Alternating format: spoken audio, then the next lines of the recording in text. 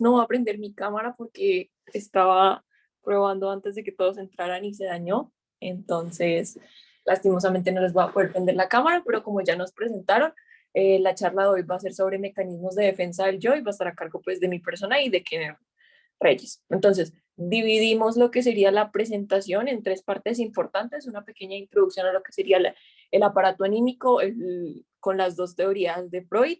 Luego vamos a hablar de lo que serían las actividades defensivas del yo. Finalmente vamos a hablar de lo más importante de la charla, que son los mecanismos de defensa. Estas son las bibliografías que utilizamos, las obras completas de Sigmund Freud, el yo y los mecanismos de defensa de Anna Freud, y el manual de psicología y psicopatología dinámicas de Simon Bransky, y algunas cosas de la introducción a la psicopatología y a la psiquiatría de Vallejo, por si alguno quiere complementar la charla del día de hoy. Entonces iniciamos con eh, hablar de lo que sería la charla con un pequeño clip. ¿Me avisan si escuchan? No, ¿cierto? No, no es Espera. Van al basurero ya. y nada vuelve de ahí jamás. Sí, lo siento, es nuestro trabajo, Linda. Si a Riley no le importa un pensamiento, se desvanece. ¿Desvanece? A todos les puede pasar. Sí, excepto este bebé. Este jamás se desvanecerá. La canción de la goma de Nos mascar. gusta enviarla al cuartel de vez en cuando por Se diversión. repite en la mente de Riley una y otra vez, 1,000,000 de veces. Ponla otra vez. Tú sonreirás. Ya sé, todos no sabemos la canción. Ajá, es muy graciosa. Oye, ¿qué dices? ¿Quieres hacerlo? Sí. Ok, aquí va. ¿Qué? ¿Otra vez? ¡Alto! ¿Conocen la ruta a la isla de la amistad? Es bonito ahí. Listo, entonces quisimos introducir nuestra presentación con este pequeño video. Vamos a relacionarlo un poco más adelante, pero como se dan cuenta, en nuestra mente existen múltiples procesamientos en donde vamos a encontrar pensamientos y vamos a encontrar recuerdos y otros aspectos que es como estos se van a ir relacionando con las teorías que vamos a hablar más adelante de Freud, tanto la primera, la de división del inconsciente, y la segunda teoría pues de Freud, que es lo que vamos a hablar a continuación.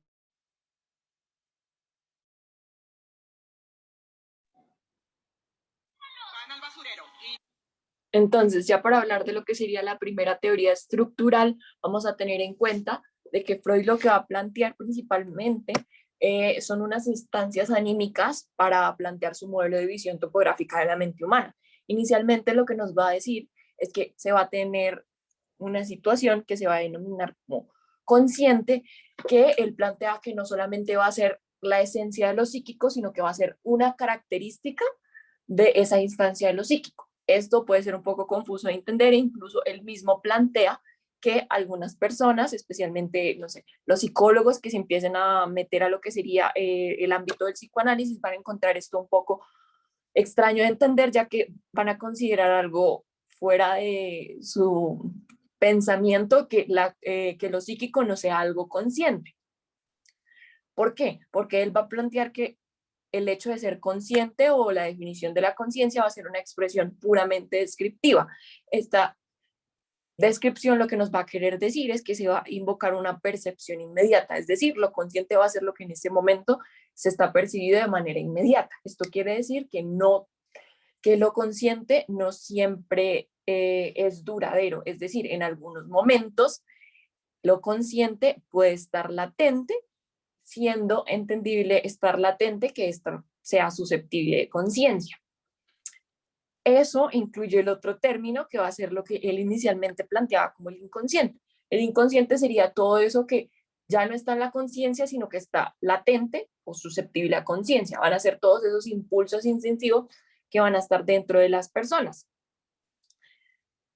¿Qué es lo que va a pasar con el inconsciente? Es que Freud no lo va a plantear como la única descripción a definirlo como algo latente, sino que va a decir que va a haber una descripción hacia la dinámica anímica que nos va a decir que el inconsciente va a ser como esas cosas que van a estar inconscientes por una fuerza que se esté resistiendo a ellos, que ahí lo que va a introducir es que va a meter dos términos que van a ser la represión y la resistencia, entendiéndose represión como todas esas cosas que van a estar reprimidas por una resistencia, y la resistencia van a ser esas fuerzas que se encargan de mantenerlo en el inconsciente. Aquí, ya hablando un poco más del inconsciente, como les dije, van a haber dos términos. El término visto desde lo que sería la definición descriptiva netamente, y el término desde la dinámica. En la descriptiva, como les dije, va a ser un inconsciente latente, el cual va a estar susceptible a conciencia. Y en el caso de la dinámica, va a ser todo lo que va a estar reprimido, que en ese momento va a ser inaccesible a la conciencia. En ese momento, Freud va a plantear unos nuevos nombres y ya va a dejar esa dicotomía que presentaba del consciente y el inconsciente, y lo va a establecer como que también va a estar el preconsciente y el inconsciente. Entendiéndose el preconsciente, todos esos estados que van a estar susceptibles de conciencia y latentes, los cuales la persona no se da cuenta de que están ahí, y lo inconsciente que va a ser eso que ya está reprimido dinámicamente por una resistencia, la cual en el momento va a estar inaccesible a la conciencia.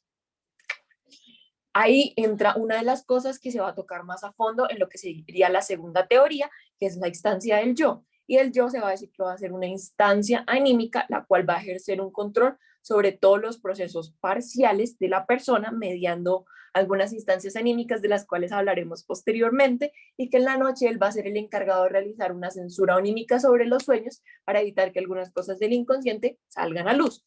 ¿Qué hay que tener en cuenta en esto? Que teniendo en cuenta la definición, se debería entender al yo como un yo consciente, pero tenemos que darnos cuenta de que el yo, al ser esa instancia anímica que va a ejercer un control, también va a necesitar hacer parte de unos procesos inconscientes que van a ser las represiones que él va a realizar para mantener todo bajo control. Entonces, aunque se considere normalmente que el yo es una instancia simplemente consciente, hay que tener en cuenta que va a haber una parte de él que va a ser inconsciente, la cual se va a encargar de realizar todas esas represiones para mantener un balance. En cuanto a la segunda teoría estructural, aquí es cuando Freud en 1923 ya empieza a plantear lo que nosotros conocemos como la teoría del yo, el ello y el superyo. Entonces, ¿él qué es lo que plantea? Que nosotros, voy a admitir a alguien, qué pena, bueno, él lo que plantea es que nosotros, siendo bebés, vamos a nacer con algo primitivo, siguiendo los instintos, que va a ser como ese concepto del yo, que van a ser todas esas como ideas o instintos primitivos que va a tener la persona. Estos lo que van a hacer es que se van a regir por un proceso conocido como el proceso de placer-displacer. En el bebé lo que él plantea es que el bebé va a tener hambre, y en ese momento va a empezar a llorar, y la madre se va a dar cuenta de que el bebé tiene hambre y va a proceder a lactarlo. Es decir, en este momento va a seguir el principio de placer-displacer, tiene hambre, llora y se cumple el placer inmediato. Solamente va a actuar siguiendo sus instintos primitivos del ello, y así es como él plantea que se nace. ¿Qué es lo que sucede? Que posteriormente, con el paso del tiempo, algunos autores lo sitúan a las primeras semanas de vida, incluso hasta los 8 meses de edad.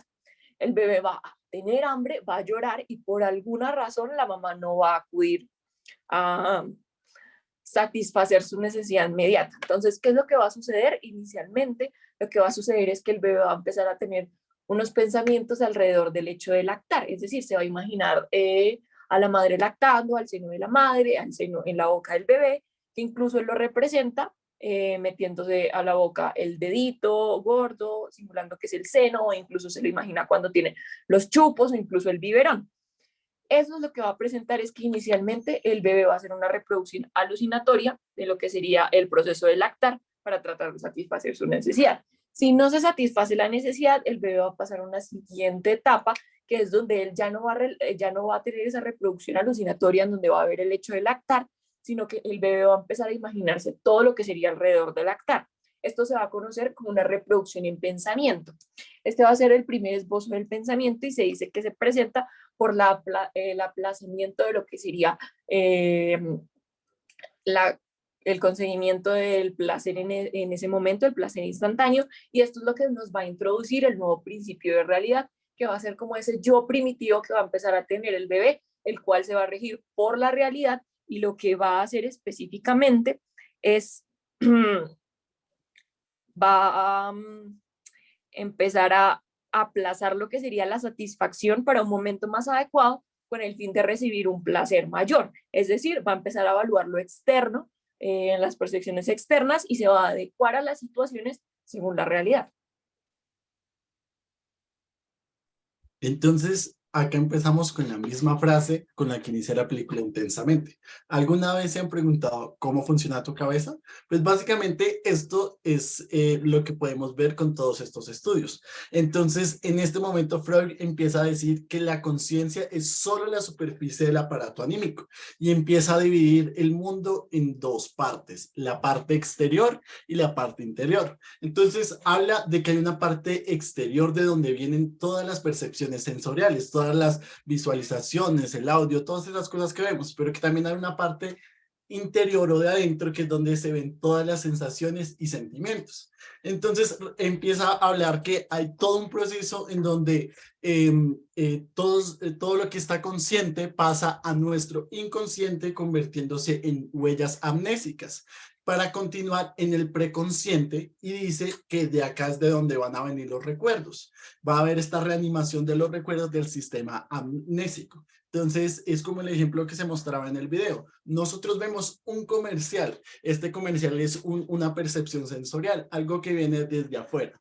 Nosotros lo entramos desde este consciente al inconsciente o en el preconsciente, lo dejamos como una huella amnésica, que de vez en cuando por algún estímulo, por algún sentimiento o algo, puede recobrarse a ser consciente. Y solo puede volver a ser consciente porque alguna vez lo fue. Hay una diferenciación completa a cuando habla lo que es una alucinación. Habla que una alucinación rompe completamente la diferenciación de esta huella amnésica y puede llegar a crear ciertas visualizaciones que nunca has visto y que no hacen parte necesariamente del consciente. Dale, siguiente. Entonces nos empieza a hablar de que existen ciertas relaciones entre las sensaciones de placer y de displacer. Dice que las relaciones de placer, esas cosas que nos causan cosas positivas, van a necesitar menos energía para procesarlas, mientras que las sensaciones de displacer van a causar mucha más relación con el esfuerzo. Habla un ejemplo de que el dolor es una percepción intermedia entre lo externo y lo interno, tiene un componente de ambas cosas, y de la misma manera diferencia que hay otra cosa que no está tan regida por estos dos espacios, que son las emociones, que estas devienen del inconsciente y que pueden ir al consciente cada vez que estas lo desean. Dale, siguiente. Y entonces aparece esta separación. Dice que el yo tiene una parte inconsciente y que se va creando de manera pasiva. El yo va a crear estas barreras, pero esta barrera no va a envolver completamente al ello, sino que van a estar en lugares muy continuos. Habla entonces de, como vemos en la figura, de que hay unos estímulos, audios, cosas que son del exterior, que son conscientes, y que van a ir viéndose más inconscientes, e incluso hasta alguna de ellas volviéndose reprimidas, que van a ser parte del ello. Entonces, él da un ejemplo muy singular, que es que el dolor nos ayuda físicamente a darnos cuenta de los órganos. Si a ti te da un dolor en una pierna, te vas a dar cuenta de cómo es el funcionamiento de tu pierna. De la misma manera, el displacer, que es lo que pues nosotros vemos que va a hablar Freud, es lo que nos va a hacer crear más aspectos sobre el yo. Entonces el displacer, el dolor para él va a ser realmente la frustración. Estos aspectos de la vida que nos causan frustraciones nos van a ayudar a entender más el yo y a la creación de este. Dale.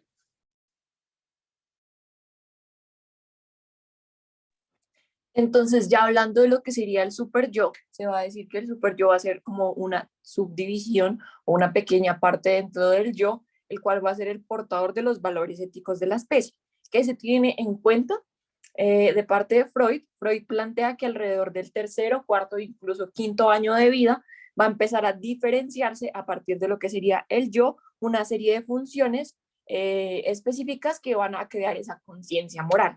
Entonces, las teorías que hay sobre cómo surge el superyo son tres específicamente. La primera es un inconsciente colectivo, en donde se dice que hay una filogenética que se va a realizar con la moral de la especie y que va a denominar ese inconsciente colectivo. ¿Qué es lo que nos va a decir? Que este inconsciente colectivo va a derivar de las experiencias del pasado filogenético del hombre que van a estar activadas por la vivencia ontogenética de cada uno de nosotros. La segunda y la principal fuente de energía que dicen por la que surge el super yo es tras la disolución y la desexualización del complejo de Edipo. ¿Qué es lo que pasa aquí? Como sabemos, el complejo de Edipo es aquella ambivalencia que va a presentar el hijo, específicamente el hijo varón en el caso del complejo de Edipo, hacia su padre, ya que lo quiere, pero a la vez le tiene unos celos por el cariño que le da hacia su madre. Entonces se dice que es al momento en el que se retiran todas esas cargas de las figuras de los padres que van a provocar como una serie de fuerzas libidinales y agresivas que se va a poder empezar a forjar lo que sería esa idea de super yo. Y la tercera teoría va a ser que a partir de lo que serían todas esas energías derivadas del instinto de muerte, se van a empezar a configurar una serie de identificaciones que van a formar finalmente lo que sería el concepto del super yo. ¿Qué es importante tener en cuenta? El super yo, por cómo se plantea, algunos autores dirían que puede ser patológico. El ejemplo es el doctor Alexander, el cual dice que el super yo de por sí podría ser una estructura neurótica y proponía que mediante el psicoanálisis se realizara una abolición del mismo para dejar simplemente que el yo fuera el encargado de regular las situaciones. No en todas las personas el yo es patológico, pero el super yo es patológico, pero en algunos casos en donde el super yo se va a extremos, en donde está totalmente abolido o totalmente desarrollado, en donde llega a un nivel de neurotismo, se dice que podría considerarse patológico.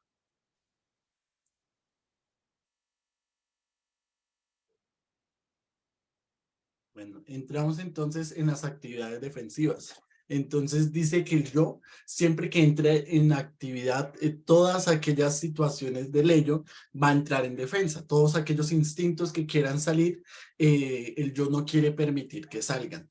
Pero pues va a hablar de que no siempre se pueden controlar. Entonces este cambio, esta salida solo se va a poder lograr si las defensas no pueden detenerlas o si se ceden para permitir que pues este instinto pues surja. También menciona que no toda resistencia la realiza el yo, que hay ciertas resistencias que se realizan por otros procesos que hemos hecho durante la vida y que, pero que de igual manera toda represión debería ser analizada pues por parte del psicoanalista. Y pues esto es lo que nos habla acá.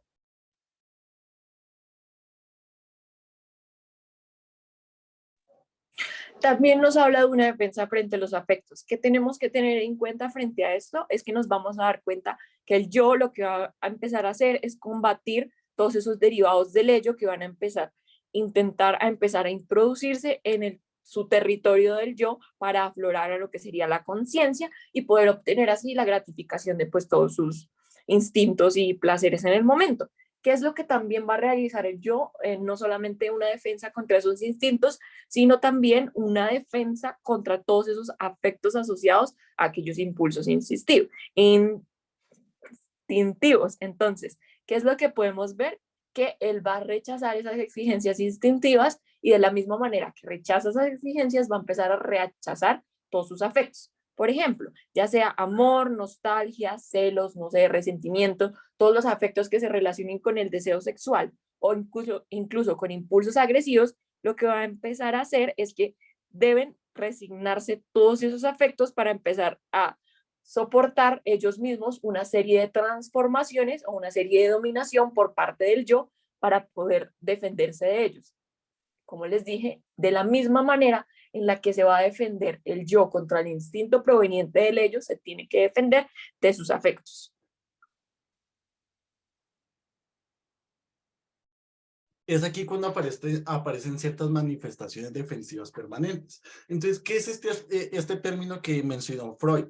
Es que ciertas actitudes corporales realmente son residuos de algún proceso defensivo. Entonces, se hizo tanto este proceso que ya no se podía desligar y se vuelven rasgos permanentes del carácter. Es aquí cuando aparecen los rasgos de personalidad, que a ciencia cierta es un acorazamiento del carácter, del acorazamiento del yo. Entonces, habla de que estos aspectos no se van a quitar a menos que se llegue al origen de por qué se crearon. Sin embargo, no siempre se va a llegar y cuando se logra llegar, se podría retornar a la normalidad. Como este es un cambio tan drástico que se hace como en la personalidad, entonces no van a tener ciertas asociaciones con los instintos, ni los afectos internos, ni tampoco con los estímulos externos. Entonces, a pesar de lo que esté sucediendo afuera o de lo que estemos viviendo adentro, estas características siempre van a permanecer en las personas.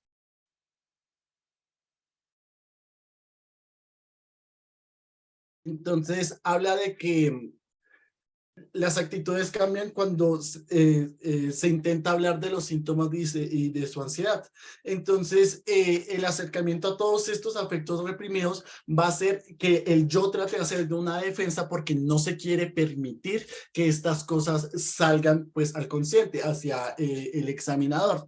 Habla de que depende de nuestra edad, pues vamos a tener muy diferentemente desarrollado pues estas barreras y también la construcción del yo y del ello, y entonces va a llevar a que en los niños no se produzcan estos mecanismos y estas características tan marcadas, sino que se van a hacer con asociaciones más simples. Entonces se van a reemplazar pues estas características por aspectos en los juegos y en los sueños. Entonces estas se pueden pensar que estos cambios en los juegos van a hablarse de las asociaciones que tienen con el yo. Entonces muestra que todas estas perturbaciones pueden ser realmente aspectos de las medidas defensivas del yo. Dale. También habla de que hay ciertas reacciones esperadas. Si a ti te dicen que algo va mal, es normal que te sientas triste, pero en ciertas personas va a haber una indiferencia, que esto es un proceso que no debería hacer y que realmente son protestas del yo y que tratan de cambiar el afecto en una transformación. Entonces este es un nuevo proceso, que es uno de los mecanismos que más adelante se hablan del yo, y es que este proceso se va a considerar una conversión, que es totalmente contrario a al desplazamiento o a la represión. También habla que la angustia por la agresión que se veía se va a transformar en ciertos aspectos en agresividad y posteriormente se va a transformar en un placer agresivo, que pues todo este aspecto es común de un neurótico obsesivo. Transforma todos los aspectos indeseables en todo lo contrario, en algo que realmente le gusta hacer y que no responde normalmente a las emociones. Entonces, cuando no se responde a las emociones es porque se está haciendo una represión de estas emociones. Y al hacer una represión, después se responde histéricamente frente a los conflictos de su vida cotidiana y a los instintos.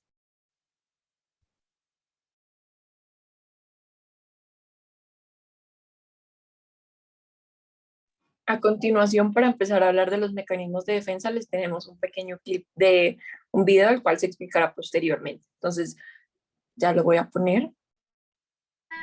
Me has escrito pidiéndome visita 2 días seguidos. Dime, ¿qué ocurre? Nunca había visto un caso como este. Dentro del cuerpo de Kevin conviven 23 identidades. ¿Qué ha pasado?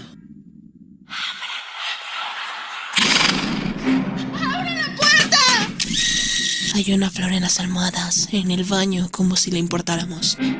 ¿Quién es? Tal vez nos ayude. ¡Oiga! ¡Ayúdenos! ¡Estamos aquí!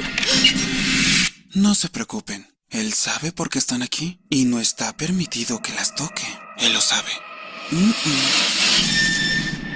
Mi nombre es Hedwig. Tengo calcetas rojas. ¿Cuántos años tienes? 9. El cerebro humano es el objeto más complejo del universo.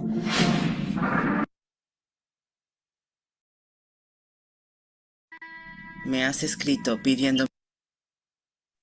Entonces, ya para hablar de los mecanismos de defensa, debemos de tener en cuenta que de la misma manera que algunas especies animales o las especies animales van a encontrar unos mecanismos fisiológicos que le van a permitir su supervivencia, el hombre de una manera más compleja, equivalente a la complejidad que presenta el mismo hombre, va a buscar una serie de patrones psicológicos que le van a permitir tener una relación consigo mismo y con los demás. Entonces, ahí entra el término de los mecanismos de defensa, que se ve que ha sido introducido en la obra de la neuropsicosis de defensa del autor Freud, el cual plantea que los mecanismos de defensa van a ser esas luchas del yo contra las ideas y los aspectos dolorosos e insoportables para la persona. Esta idea se va a desarrollar muchísimo más por parte de Anna Freud en su libro El yo y los mecanismos de defensa.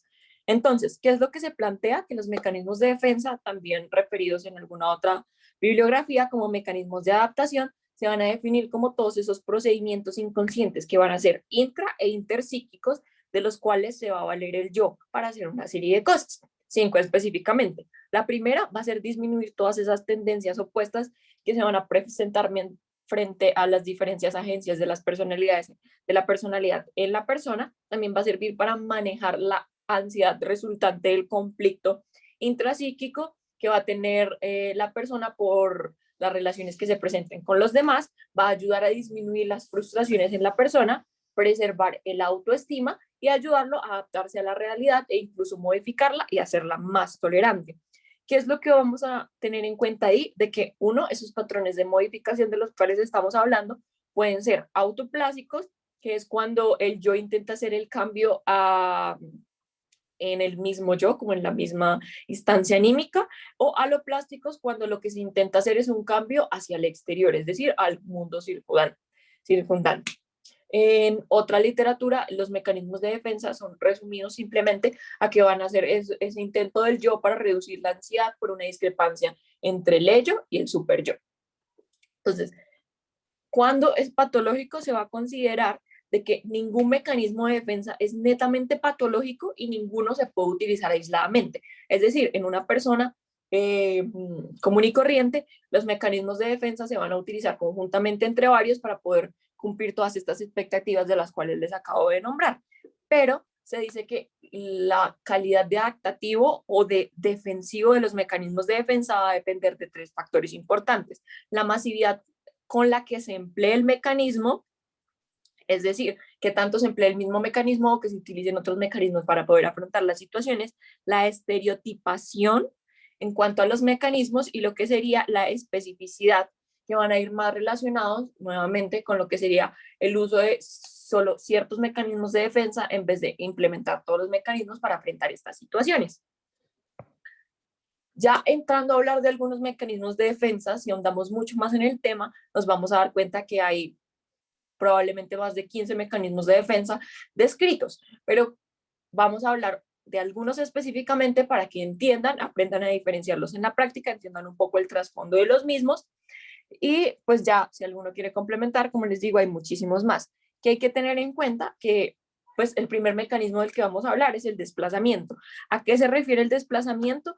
Va a ser ese mecanismo de defensa el cual va a utilizar una serie de maniobras por medio de las cuales el yo lo que va a hacer es externalizar en situaciones y objetos fuera de él simbólicamente las situaciones que está presentando. El ejemplo de la imagen que podemos ver aquí es que pues la persona acaba de ser despedida de su trabajo. Entonces la persona lo que hace es externalizar todo eso que está sintiendo y lo externaliza en este caso en la hermana, tratándola mal cuando ella no tuvo nada que ver en cuanto a eso. Es decir, va a tratar de desplazar todos sus sentimientos para lograr sacar el estrés, el enojo, lo que tenga en ese momento asociado con el estresor hacia otra persona para poder pues liberarse.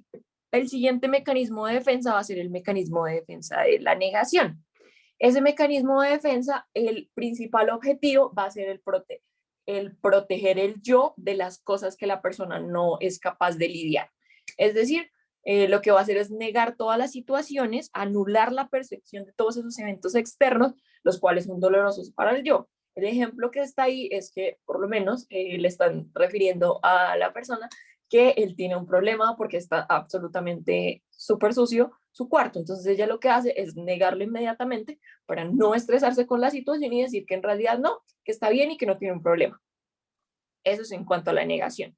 También vamos a tener la sublimación. La sublimación va a ser súper importante tenerlo en cuenta, que va a ser el único mecanismo que nunca va a poder considerarse patológico de todos los mecanismos de defensa, y lo que va a plantear es que en sí, el yo va a canalizar y va a redefinir todos esos derivados instintivos, esas ideas, los intereses e incluso los pensamientos hacia fines personales y socialmente aceptables.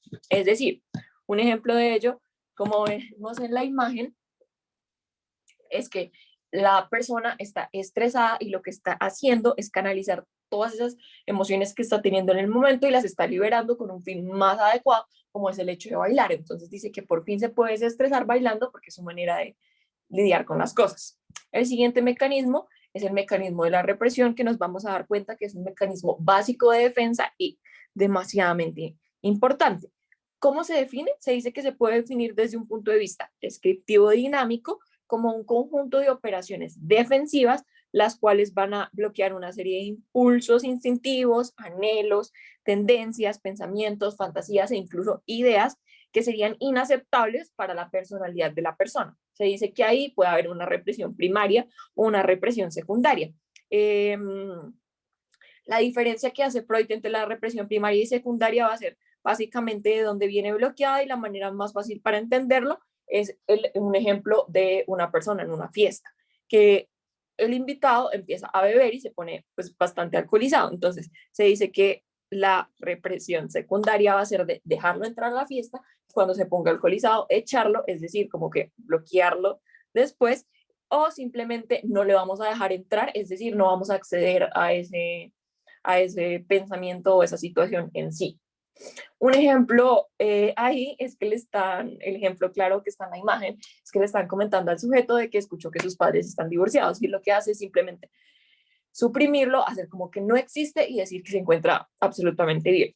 Y el último mecanismo del que vamos a hablar, pero como ya les dijimos, hay muchísimos más, es la formación reactiva, que va a ser una derivación de otro mecanismo de defensa conocido como la anulación. ¿Qué va a ser la formación reactiva? La formación reactiva va a ser un grupo de procedimientos adaptativos y o defensivos en el cual el yo lo que va a hacer es desarrollar una serie de rasgos de carácter, unos impulsos instintivos y unas formas de ser que van a ser directamente opuestos a los rasgos de carácter, a los impulsos y a las formas de ser que están reprimidas por ser inaceptables para la persona. Lo que va a hacer básicamente es reprimir y mostrar la contraparte de la moneda de las situaciones que se está presentando. ¿Qué hay que tener en cuenta sobre la formación reactiva? Que esto siempre va a mostrar un elemento de exageración que va a ser como esa huella de la tora, por así decirlo, de su carácter defensivo, de, valga la redundancia, mecanismo de defensa. Entonces, un ejemplo claro va a ser la madre que no es capaz de soportar como ese sentimiento de hostilidad que presenta frente a su hijo. Entonces, ¿cómo lo manifiesta? Sobreprotegiendo al niño. O el ejemplo de la imagen va a ser una persona que está muy triste y en ese caso incluso está llorando, pero se repite a sí misma o actúa como si estuviera feliz. Listo. Lo primero que queremos mencionar es que tenemos que recordar que el cine ha utilizado muchos aspectos de la psiquiatría y de la mente, exagerándolos pues para ganar audiencias. Pero aquí lo importante es lo que decía Freud. La represión es la madre de todos los mecanismos de defensa. Todos los mecanismos de defensa van a tener ciertos aspectos que se pueden asociar con la represión. Y otros aspectos de los que se habla es que la represión es el mecanismo de defensa principal. Lo primero que va a tratar de hacer pues el yo, por lo que es el mecanismo pues más efectivo, es tratar de reprimir las cosas. Pero como esto causa tanto conflicto, muchas veces no va a lograr reprimirlo todo y se van a alcanzar a escapar ciertas cosas debido a los estímulos de los aspectos que se está viviendo internamente. Entonces, cuando se escapan estos estímulos es que se utilizan los otros mecanismos de defensa para tratar de ayudarle a la represión a contener o a sobrellevar estos problemas.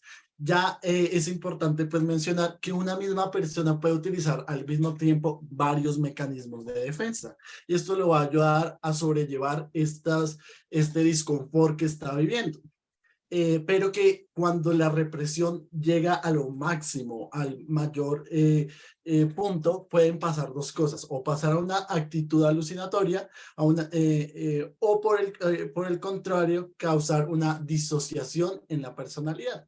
Obviamente no va a ser como en la película en donde tiene 24 personalidades totalmente diferentes, pero sí va a hablar de ciertas características que están totalmente separadas, que van a aparecer pues en diferentes aspectos dependiendo pues de lo que esté viviendo la persona. Y esto es pues la consecuencia más grande de los mecanismos de defensa, que es el disociar la personalidad. Dale. Y pues con esto terminaríamos nuestra charla. Les agradecemos pues estar, y a continuación pues vamos a abrir el chat y también pues para los que quieran hacerlo pues hacer preguntas respecto a lo que acabamos de hacer.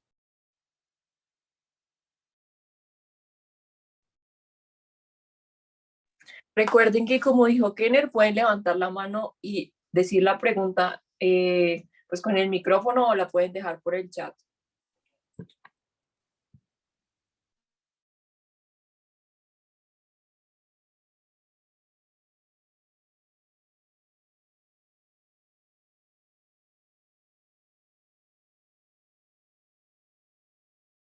Mientras llegan las preguntas, no sé si el doctor Ricardo Yamín quiere hacer una pequeña intervención sobre la charla. Doctor, le cedemos la palabra.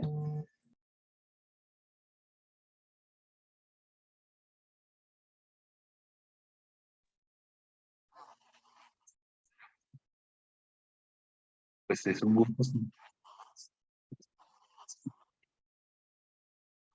existencia pues, de esta. Doctor, casi no lo estamos escuchando. No sé si se puede acercar un poco más.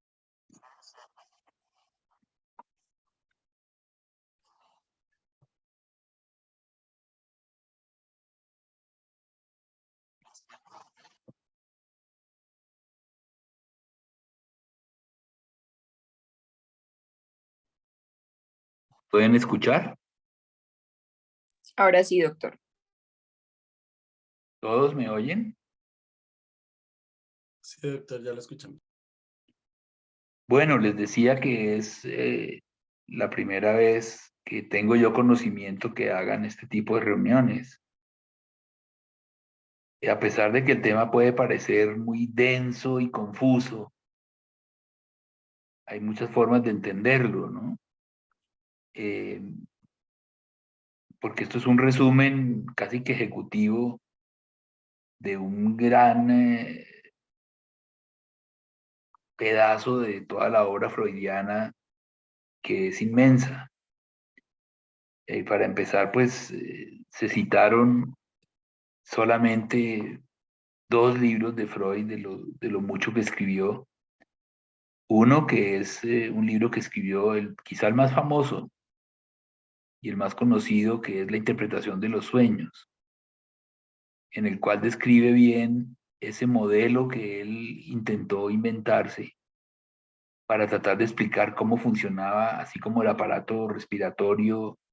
Pues tenemos un modelo de, creo que nadie ha visto en realidad un átomo, los alvéolos de pronto tampoco, pero sí hay modelos creados para que el ser humano trate de entender cómo es la estructura íntima del pulmón. Igualmente Freud intentó hacer esto con la parte mental, y fue construir 2 modelos básicos para tratar de entender cómo funciona la mente humana. Entonces, dentro de la exposición que han hecho los compañeros hoy, ellos primero hicieron un resumen pues bastante rápido para lo complejo del tema, de la primera teoría que hizo Freud para tratar de entender cómo funciona este aparato mental. Entonces fue la división que ellos nos plantearon ya, y Freud se imaginó como, por eso se llama la teoría topográfica, como que había 3 espacios en la mente: un espacio inconsciente en donde estarían todas aquellas necesidades, frustraciones, deseos, impulsos, anhelos, de los cuales uno no tiene conciencia de su existencia, pero que están ahí. Y que definitivamente para Freud son los que gobiernan la vida psicológica de todos los seres humanos. Entonces, en ese inconsciente estaría además toda la parte, llamémosla así, la parte animal que tenemos todos, ¿no? Y sería el asiento o el sitio donde residirían en esa parte inconsciente los impulsos más primitivos de todo ser humano, que si tratamos de reducirlos a dos básicos, serían los impulsos amorosos y los agresivos, como ocurre en la gran mayoría de mamíferos, por no decir en todos, ¿no?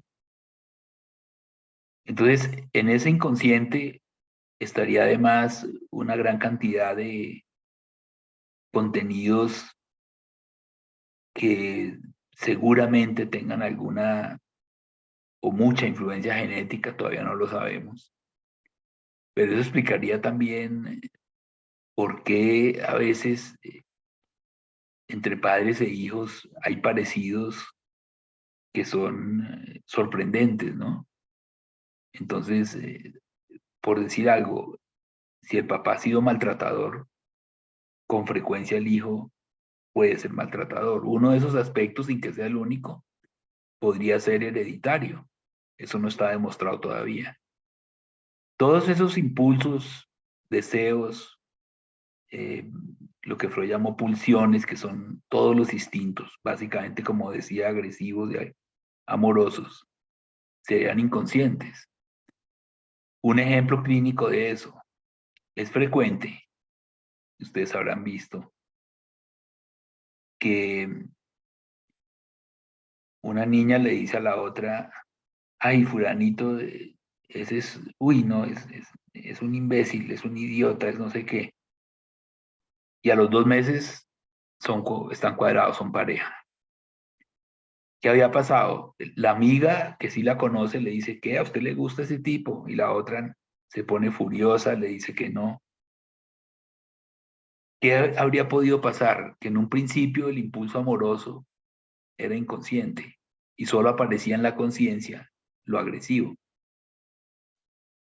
Y de repente, por algunas razones que no vamos a entrar en detalles ahorita, esa parte que está en lo inconsciente, que es la parte amorosa, aflora en la persona y se vuelve en pareja. Ocurre también al revés, que la parte agresiva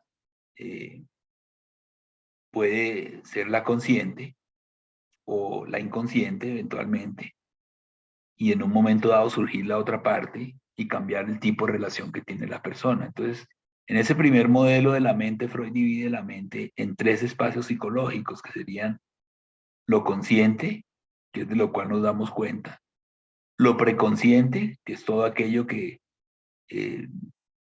está ahí, pero que no percibimos sino por esfuerzos de la atención. A veces hay ruidos rondando ahorita en este instante en los espacios donde estamos todos, pero son ruidos de los cuales uno no es consciente a menos que uno le ponga atención al ruido. Si está en un sitio con mucho, bueno, ahorita no hay tráfico, pero si uno le pone cuidado, pues escucha entonces voces en el apartamento del lado. Eso estaría ubicado en el espacio preconsciente.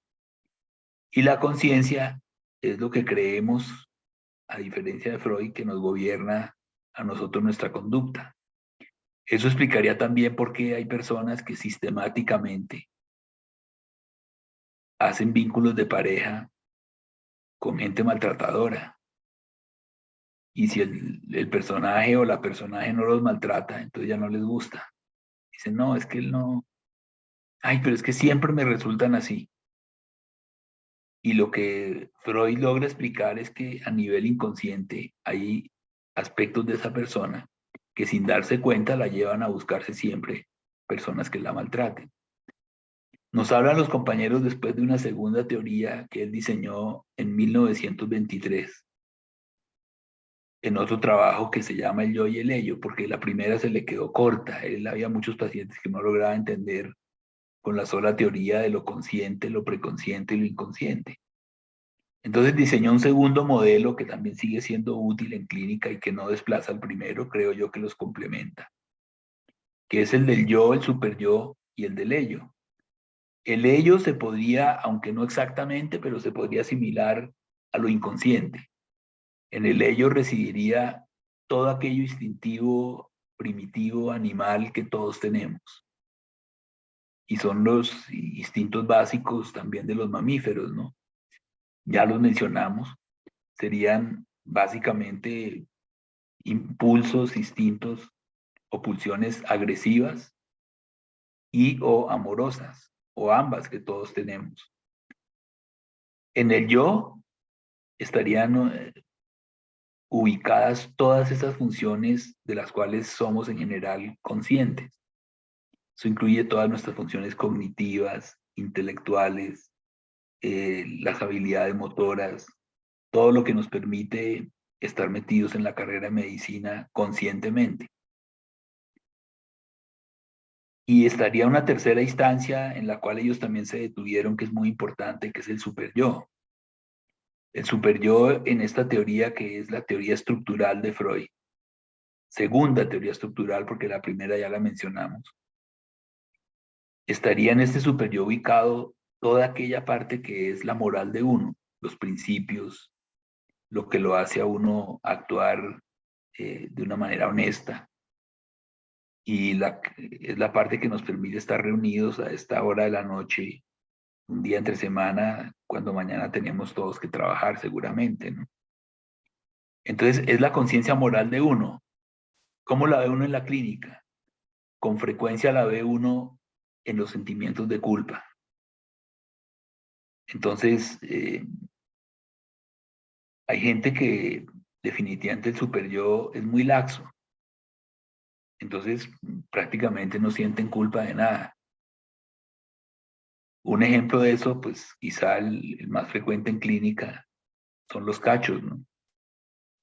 Cuando tú decides poner cachos o caes en unos cachos o eres víctima de unos cachos, es frecuente que se despierten sentimientos de culpa.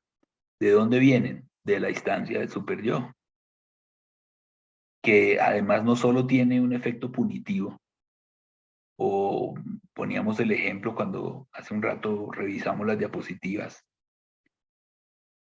de esas borracheras en que tú pierdes la conciencia, desde fue la mano en los tragos, y te despiertas al día siguiente y no te acuerdas de la mitad.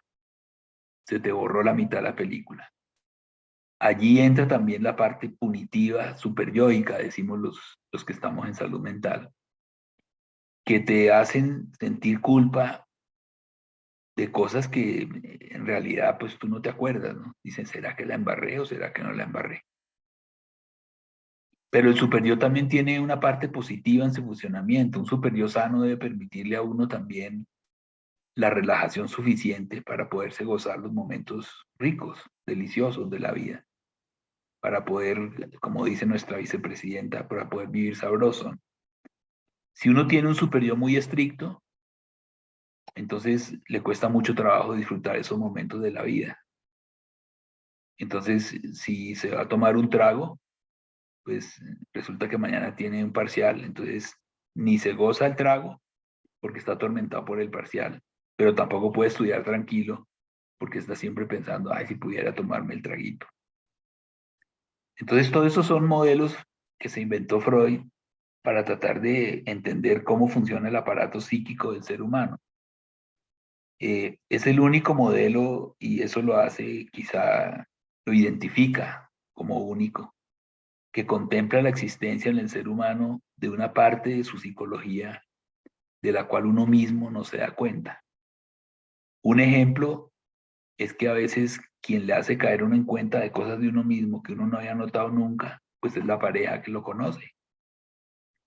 Y le dice, pero es que tú, cada vez que me pones cachos, antes de eso me mandas flores. Entonces llegan las flores y tú ya sabes que fue que te pusieron cachos, ¿no? Pasando al otro tema que creo que es el motivo central de esta conversación de hoy. Digamos que el desarrollo psicológico humano ha permitido que se desarrollen también los llamados mecanismos de adaptación y o de defensa, que son mecanismos que todos usamos para tratar de adaptarnos a las circunstancias externas, difíciles, o a las internas. Entonces rápidamente los voy a resumir para que les quede la idea. Los mecanismos de defensa o adaptación los utilizan todas las especies. En el ser humano, en términos psicológicos, podemos decir que los mecanismos de defensa son procesos psicológicos que tienen 3 características. Son automáticos, porque uno no los escoge, se disparan solos. Son universales, porque todos los usamos. Y son inconscientes, porque uno no se da cuenta que los está usando. Dábamos el ejemplo hace un rato, alguno del grupo que tenga problemas con la bebida y que el otro, el amigo o la amiga le diga, o la pareja, oye, es que estás teniendo problemas con el trago. Lo primero que dicen es, no, yo lo puedo controlar. Pero resulta que cada vez que se sientan a tomar, la embarra. ¿Cuál es el propósito de estos mecanismos de defensa? Intentar mantener el equilibrio psicológico. Y como decían los compañeros, pues tienen varios usos, son útiles por varias razones. Primero, protegen la personalidad. La negación es el más frecuente, digamos, pero es también un mecanismo muy primitivo, ¿no? Dicen, entonces volvamos a los ejemplos más trillados, que creo que son los más útiles. Es que te vieron andando con fulanita y dándote besitos con fulanita. Lo primero que dice él o ella, no, ese no era yo, sería alguien muy parecido, pero ese no era yo. Lo vemos mucho también como satisfacción de necesidades emocionales, ¿no? Los mecanismos de defensa a veces, sobre todo a los médicos, nos ayudan a procesar muchas cosas, entre otras la muerte. Como vivimos tan en contacto con la muerte, pues uno de los mecanismos de defensa que usamos mucho los médicos se llama racionalización, que es intentar poner todas las emociones a un nivel racional.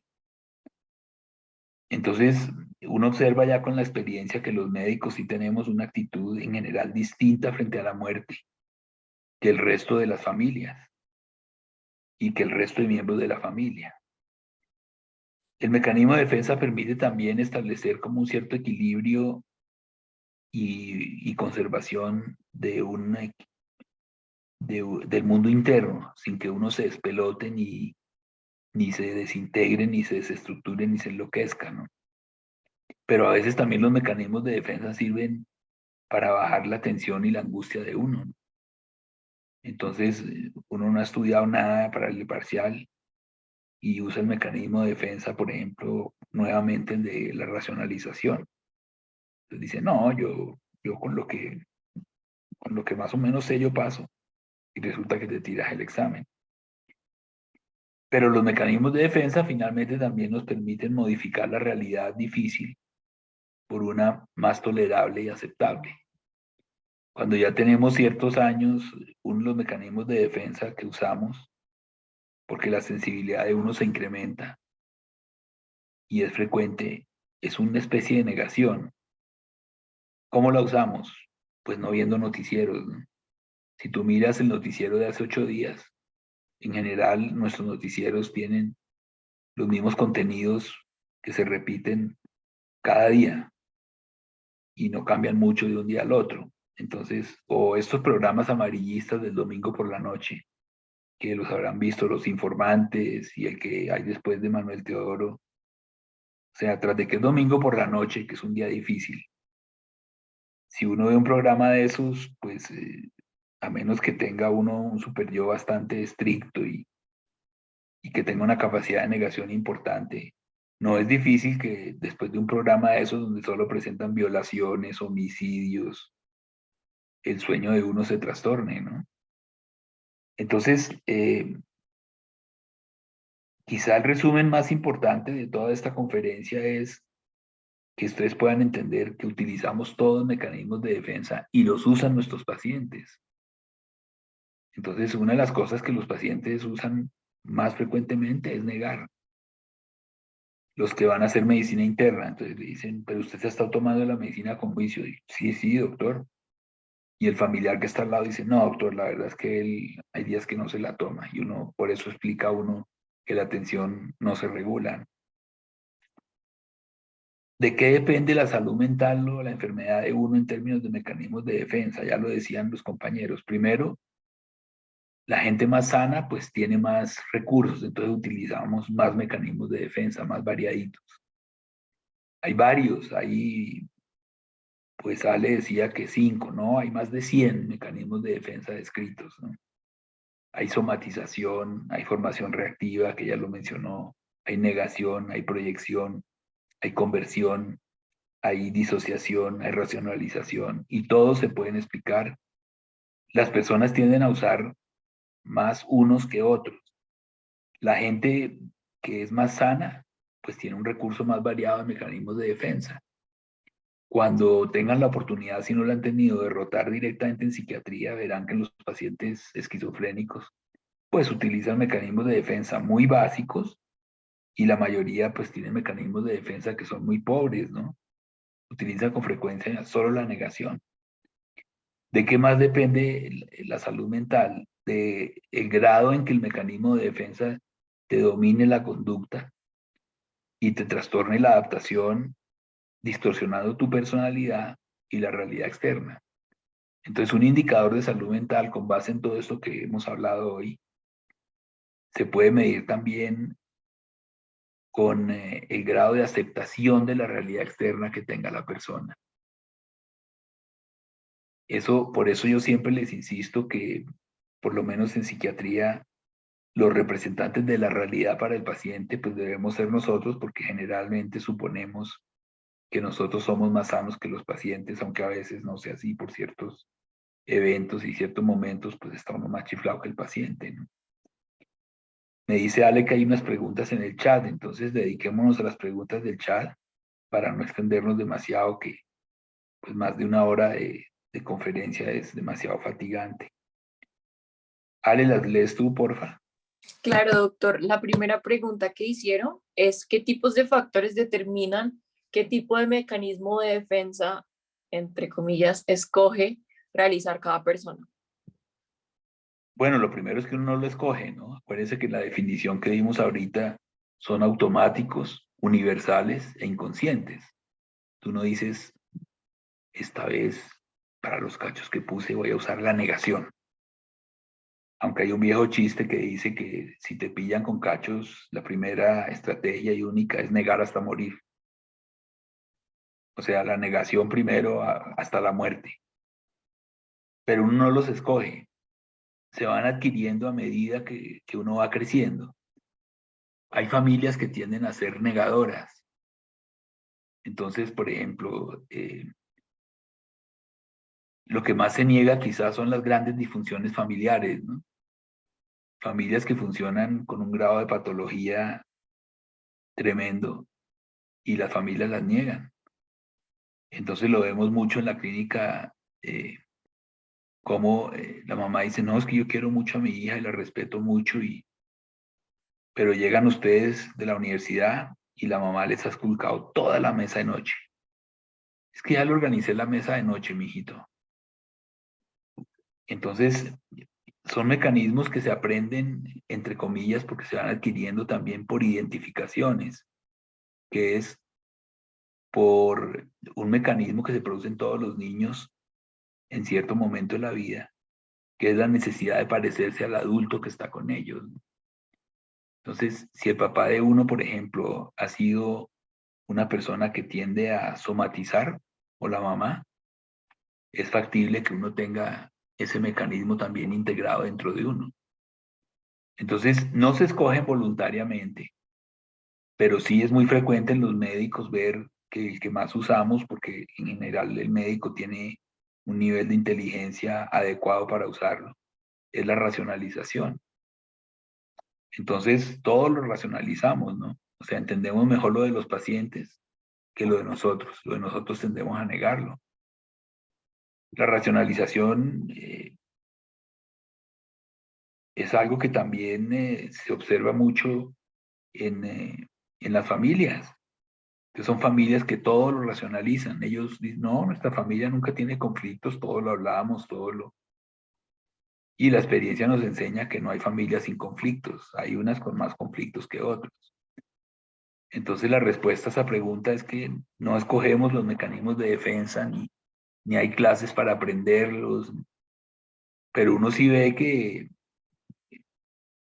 si la mamá o el papá de uno han tenido tendencia siempre a estar llenos de quejas somáticas, pues el hijo o la hija, pues generalmente tienen esas cosas parecidas, ¿no?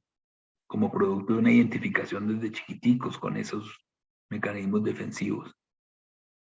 Lo mismo la disociación, que es el funcionamiento de la personalidad como partida en pedazos, ¿no? Entonces, las personas en ciertos momentos actúan de una manera y en otros actúan de otra. La tendencia a mentir, por ejemplo. Uno no escoge ese mecanismo de defensa como voy a escoger mentir en la vida, sino que hay personas que definitivamente se identifican con esos mecanismos de defensa que los ve uno con frecuencia en la familia. Entonces, no son escogidos, en general provienen mucho, como todo lo de uno, de la estructura familiar, que además uno no la escoge, sino es la que le toca, ¿no? Si a uno le toca una familia muy disfuncional, muy probablemente uno va a usar también mecanismos de defensa muy disfuncionales. De los más primitivos, pues la negación. Pero también, es decir, hay magnitudes en los mecanismos de defensa. Si los médicos, sobre todo los que están en la llamada durante el COVID primera línea, si no utilizaran la negación, pues no podrían trabajar en eso. Los urgenciólogos, pues no pueden deprimirse con cada paciente que se muere, porque no podrían trabajar en eso. Los psiquiatras tenemos que hacer de alguna manera muchas veces no solo negación de nuestros propios conflictos, sino que pues es mucho mejor terapeuta en psiquiatría el que ha sido paciente de psiquiatría a la vez, o de psiquiatría hablo de una psicoterapia, no necesariamente estando hospitalizado por una crisis psicótica, pero sí sometiéndose a procesos de psicoterapia que le ayudan a uno básicamente a conocerse mejor y a conocer mejor los mecanismos de defensa que uno utiliza. Pero recuerden la definición, y con eso pues cierro esta respuesta, y es que tienen esas tres características, que son automáticos, son inconscientes y además pues no son voluntarios, ¿no? Son universales, todos los utilizamos. Lo que pasa es que no nos damos cuenta que los estamos usando. Espero haber contestado. Sigamos, Ale, con la otra. Sí, doctor, la otra pregunta específicamente dice, buenas noches, ¿existe relación entre sublimación y la elección de la especialidad médica o es un mito? Sin duda, sin duda, sin duda que sí. Si ustedes, no es lo mismo ir a una reunión de psiquiatras que ir a una reunión de cirujanos. Los psiquiatras con frecuencia sublimamos la agresión. ¿Qué es sublimar? Es desviar el fin de descarga del instinto agresivo a un fin más socialmente aceptable. En esos hay varios. Pero el psiquiatra en general, ¿cómo usamos la sublimación los psiquiatras? Muchas veces a través del humor negro, ¿no? Del humor irónico. Por eso los chistes de psiquiatras a veces suelen ser en familia, caen muy pesados. Porque la ironía es agresiva, entonces uno descarga la parte agresiva a través del chiste muchas veces. ¿Cómo sublima la agresión un cirujano? Pues con el bisturí.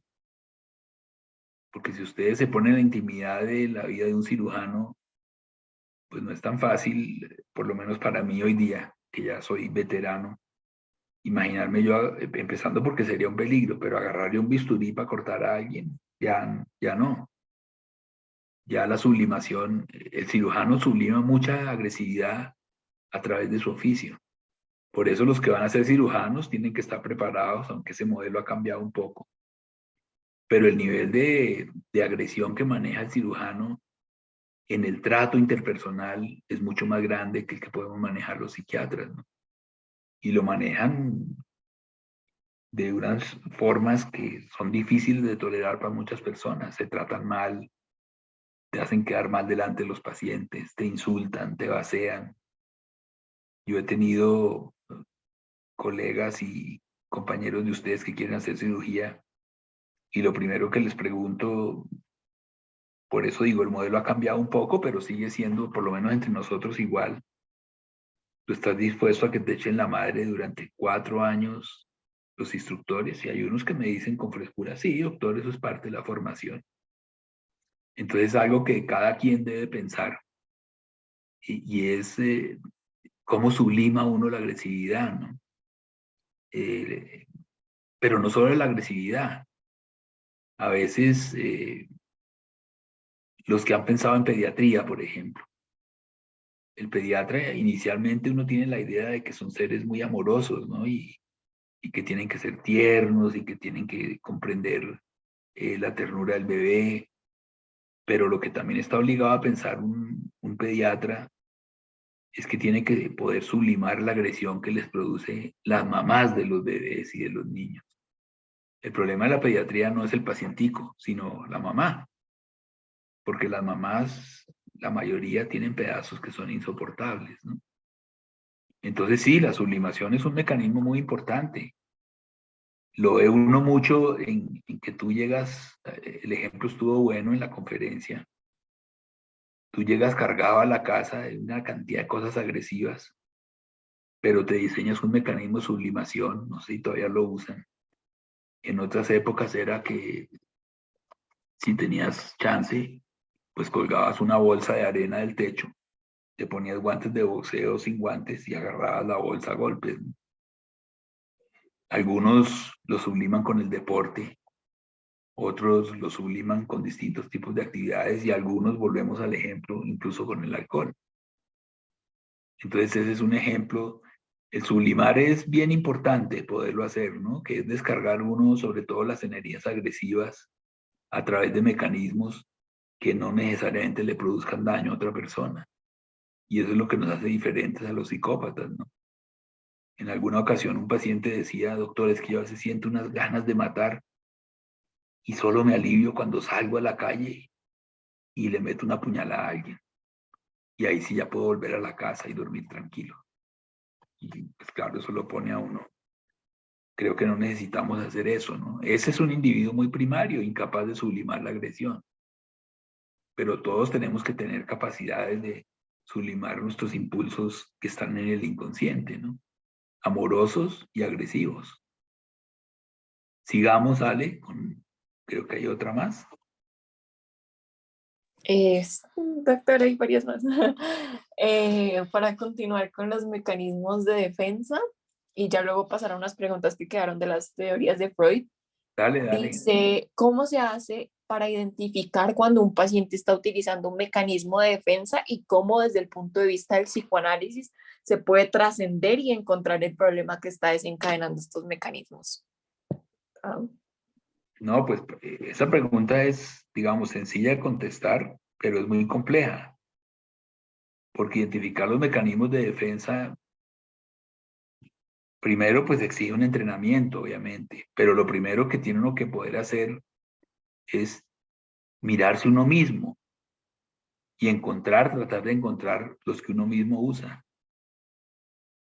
Creo que los médicos usamos con frecuencia la negación. No es sino que uno de ustedes diga en la familia que va a ser psiquiatra para que vean todo el despelote que se arma, ¿no? Entonces, identificar los mecanismos de defensa es fácil en ciertos casos también, en ciertos pacientes. Y obviamente, pues, hay que estudiarlos, hay que leer teorías. Pero les voy a dar un ejemplo para contestar esta pregunta y pasar a las siguientes. Cuando ustedes tengan un paciente de esos viejitos que está toda la familia ahí esperando en el pasillo o en la sala de espera, y el viejito se muere. Y digo claramente se muere, porque ustedes a veces dicen se me murió un paciente. El paciente no se le muere a uno, eso es muy pretencioso. El paciente se muere solito, con o sin el médico. Pero cuando el paciente se muere, suele haber en la familia, y me perdona la vulgaridad que voy a decir, pero siempre, o no siempre, pero suele haber un familiar que es el que más jode, desde el principio, uno los identifica enseguida. es el que te busca. Entonces ven, pues a la que conozco aquí en el grupo, que es Alejandra, y dicen, ay, pero usted tan chiquita y tan joven, usted es la que va a atender a mi mamá. De una vez la van descalificando. Y obviamente si la viejita se muere y sale Alejandra a dar la información, pues ¿a quién van a culpar? Pues a ella. Y entonces es el que amenaza que va a demandar, que es que esos médicos son un asco, que esa clínica es una porquería, que no sirvió para nada, que los médicos, con frecuencia oímos, los médicos la mataron, los médicos le hicieron el procedimiento mal, los médicos fueron los responsables. Ese personaje que más se queja, con frecuencia, es el que más inundado está de sentimientos de culpa. Entonces, si uno ya sabe esa teoría, pues uno lo llama aparte y puede uno empezar con amabilidad una entrevista.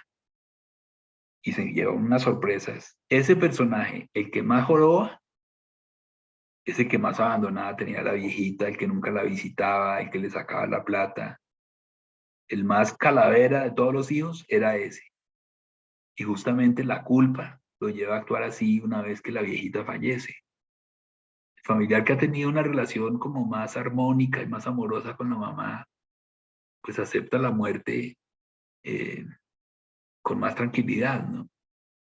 Entonces aprender a identificar los mecanismos de defensa, pues los que van a rotar, aunque la rotación es muy cortica, yo sé ahora que rotan básicamente como en total 8 días por psiquiatría, pues gócense las rotaciones porque ahí van a aprender a identificar muchos mecanismos de defensa.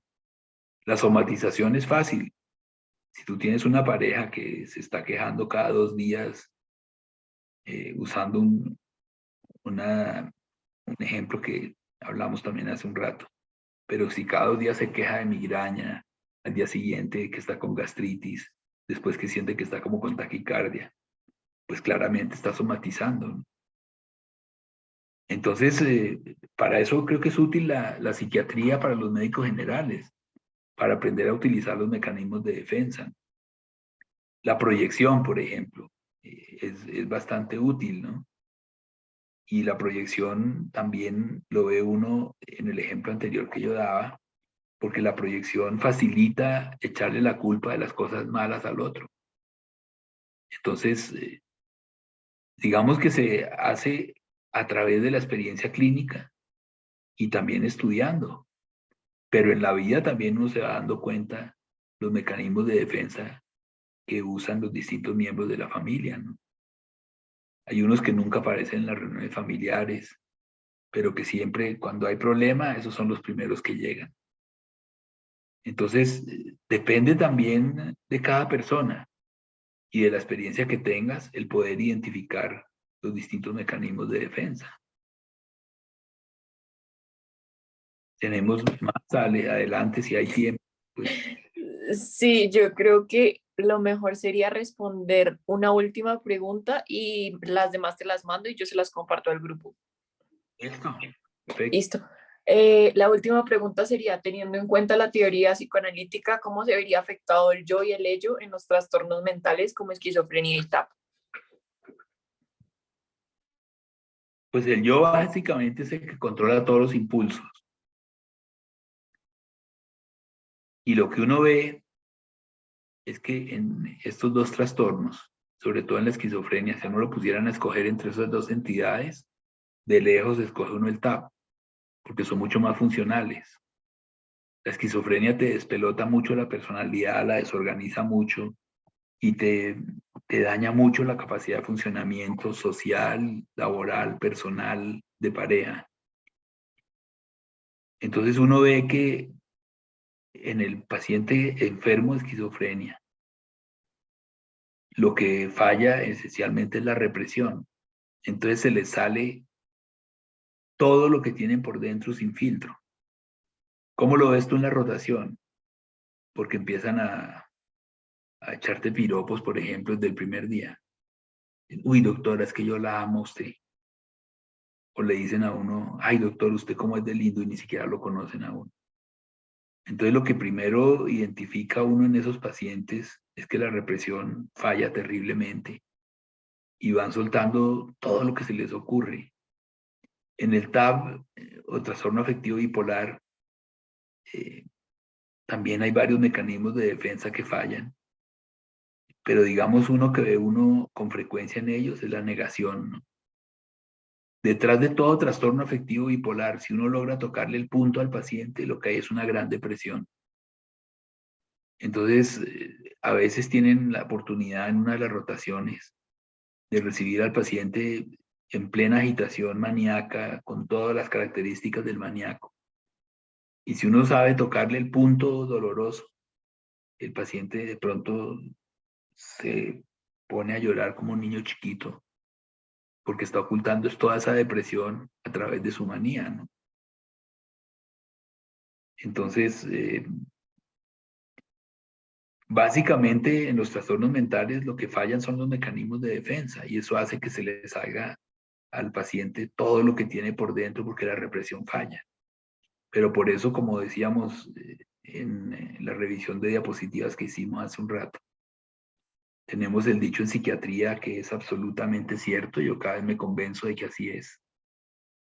Y es que los locos, los borrachos y los niños siempre dicen la verdad, porque no tienen represión.